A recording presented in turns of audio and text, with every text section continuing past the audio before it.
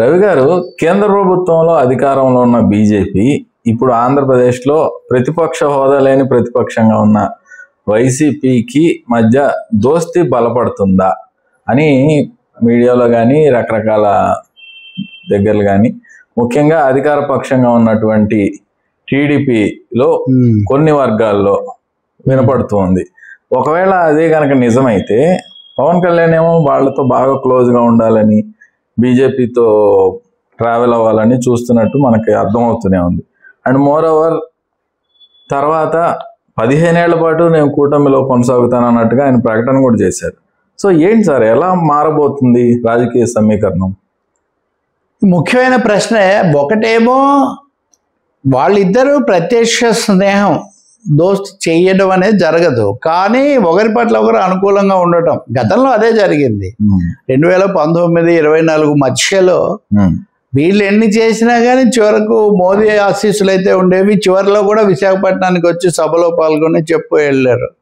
ఇంకోటి, ఆంధ్రప్రదేశ్కు సంబంధించినంత వరకు బీజేపీ పవన్తో కలుస్తుంది, బీజేపీ జగన్తో కలుస్తుందా లేదా అనే కంటే జగన్ బీజేపీని అకామిడేట్ చేస్తాడా లేదా అనేది ఒక ప్రశ్న ప్రధానమైనది అవుతుంది. ఎందుకంటే మీరు అన్న హోదా లేకపోయినా 40% ఓట్లు, హంగామా కేసులు, జగన్ ప్రతిపక్షంగా ఉంటాడు కాబట్టి. ఈ పరిస్థితుల్లో ఇటీవల కాలంలో కేంద్రం వైసీపీ పట్ల, మరీ ముఖ్యంగా జగన్ పట్ల కొంచెం మెతక వైఖరి, సానుకూల వైఖరి అనుసరిస్తూ ఉంది. ఎన్నిసార్లు వీళ్ళు ఢిల్లీకి వెళ్ళి ముఖ్యమంత్రి కానీ లేకపోతే లోకేష్ కానీ చెప్పినప్పటికీ వాళ్ళు జగన్కు సంబంధించిన కేసులు ఇట్లాంటి వాటిలో వాళ్ళు ఏమీ యాక్టివ్ మోడ్లోకి వాటిని ఏమి తీసుకురావట్లేదు. అవి ఏడాది అయిపోయింది, అంతకుముందున్న 10 ఏళ్లకు తోడు. వీటన్నిటి బట్టి వాళ్ళేం తీవ్రంగా చేసేట్టు కనిపించట్లేదని. ఇంకొకటి, తెలుగుదేశం వాళ్ళలో అసంతృప్తి ఏంటంటే ఎంతసేపు మనం విమర్శించడమే కానీ బీజేపీ వాళ్ళు ఎవరు జగన్ను టార్గెట్ చేయటం లేదు. మనం కొట్లాడుకుంటున్నా కానీ వాళ్ళు ఏదో తటస్థంగా అట్లా ఉంటున్నారు ఎందుకు అని. ఇంకా పవన్ కోణం కూడా ఒకటి. నిజానికి పవన్ కూడా మొదటితో పోలిస్తే జగన్ మీద అంతగా విమర్శలు చేయటం లేదు. ఎందుకు చేయటం లేదు? అసలు ఎన్నికల్లో నోరు తెరిస్తే జగన్ అనేదే నడిచింది కదా. జగన్ వర్సెస్ ఒక దశలో అయితే అసలు చంద్రబాబు కూడా జైల్లో ఉంటారు. జగన్ గారు కూడా లాస్ట్ క్యాంపెయిన్ పిఠాపురంలో క్లోజ్ చేశారు. కాబట్టి వాళ్ళు ఎలాగో డైవర్ట్ చేసి అటే తీసుకొచ్చారు. ఈ పరిస్థితుల్లో పవన్ ఏమో అది జరిగితే పరోక్షంగా అయినా వాళ్ళు మెతక వైఖరి అనుసరిస్తే, అలాగే మామూలుగా ఇప్పుడు రాజకీయ వ్యాఖ్యలు ఏదంటే అది చేస్తుంటారు కదా. ఎన్ని కేసులు పెట్టినా అందరూ వచ్చేస్తున్నారు, అందరికి బెయిల్ వచ్చేస్తుంది ఇక్కడ కాదు అక్కడ, ఇలాంటి వ్యాఖ్యలు కూడా కొన్ని. ఇక మూడో అంశం ఏంటంటే పవన్ ఏమవుతారు ఇప్పుడు అని. రెండు, నిన్ననే పవన్ కళ్యాణ్ మార్కాపురంలో మాట్లాడారు. చాలా రోజుల తర్వాత హరిహర వీరమల్లులు ఇట్లాంటివన్నీ అయిపోయిన తర్వాత ఇప్పుడు షూటింగ్లు కూడా ఆయన చాలా తీవ్రంగా చేస్తున్నారు కదా. ఓమై ఒరిజినల్ గూండా చేస్తున్నాడు, ఇది చేస్తున్నాడు, ఒరిజినల్ గ్యాంగ్స్టర్. ఆ సినిమాకు ఒరిజినల్ గ్యాంగ్స్టర్. ఆ సినిమా ట్రయల్ కూడా విడుదల చేశారు. ఆ ట్రయల్ అచ్చంగా హిందూ మతం మీద అనే మొదలవుతుంది, అది ఫస్ట్ డైలాగే. సో ఇవన్నీ సనాతన, మోదీ కంటే సనాతన అయిపోయాడు. క్రిమినల్ కేసు కూడా పెట్టించుకున్నాడు చెన్నైలో. ఇన్ని అయిన తర్వాత వాళ్ళే జగన్ పట్ల మెతక వైఖరి అనుసరిస్తే పవన్ కళ్యాణ్కు ఆయన ప్రయోజనం, ఆయన ఆశించింది కూడా జరగదు, అంటే రాజకీయ ప్రయోజనమే. కాబట్టి ఈ విధంగా దీన్ని జగన్ ఏం మాట్లాడలేదు. అలాగే వైసీపీ వాళ్ళు బీజేపీ మీద ఏం విమర్శ చేయటం లేదు పెద్దగా. మీరు ఆలోచిస్తే ఏపీ రాజకీయాల్లో అది పెద్ద సమస్య ఏంటంటే రెండు ప్రధాన పార్టీలు బీజేపీతో మంచిగా ఉంటాం. మీరు చూడండి, నిన్న పవన్ కళ్యాణ్ మార్కాపురం సభలో పని ఉన్నా లేకపోయినా మోదీ మోదీ మోదీ, చివరిలో 2 భాషల్లో మోదీ. ఈ పద్ధతిలో ఇంకా చంద్రబాబు నాయుడు అయితే ఈ మధ్య జాతీయంగా మోదీ విశ్వగురువు, ప్రపంచంలో ప్రతిష్ట అసలు లేకుండా ఆయన మాట్లాడలేదు. మోదీ ఏమో నేరుగా లోకేష్ను పిలిపించుకొని మాట్లాడి నువ్వు ముఖ్యమంత్రి అయిపోవడానికి నేను పూర్తిగా గ్రీన్ సిగ్నల్ ఇస్తున్నాను.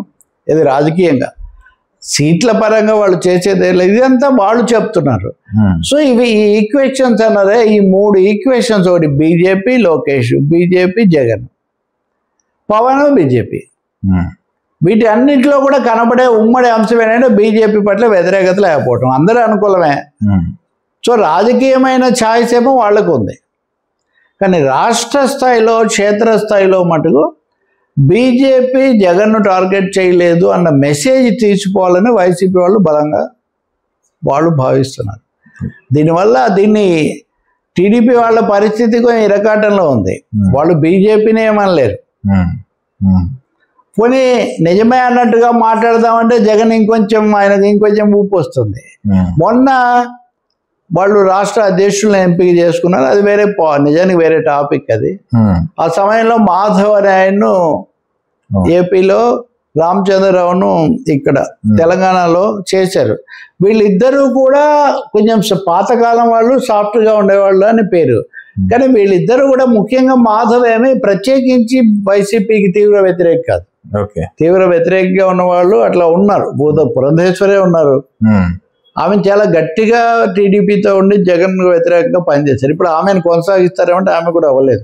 అంటే ఈ choice of the president also is in favour of having accommodating YCP అని ఒక సభ. ఆ సభలో, ఆ ప్రమాణ స్వీకార సభలో బీజేపీ శాసనసభ పక్ష నాయకుడిగా ఉన్నటువంటి విష్ణు కుమార్ రాజు మాట్లాడుతూ, అసలు తెలుగుదేశం వాళ్ళకి ఏం అర్థం కావట్లేదు, అసలు మేము లేకపోతే మీరు వచ్చేవాళ్ళ అని ఒక పెద్ద ప్రశ్న వేసాడు.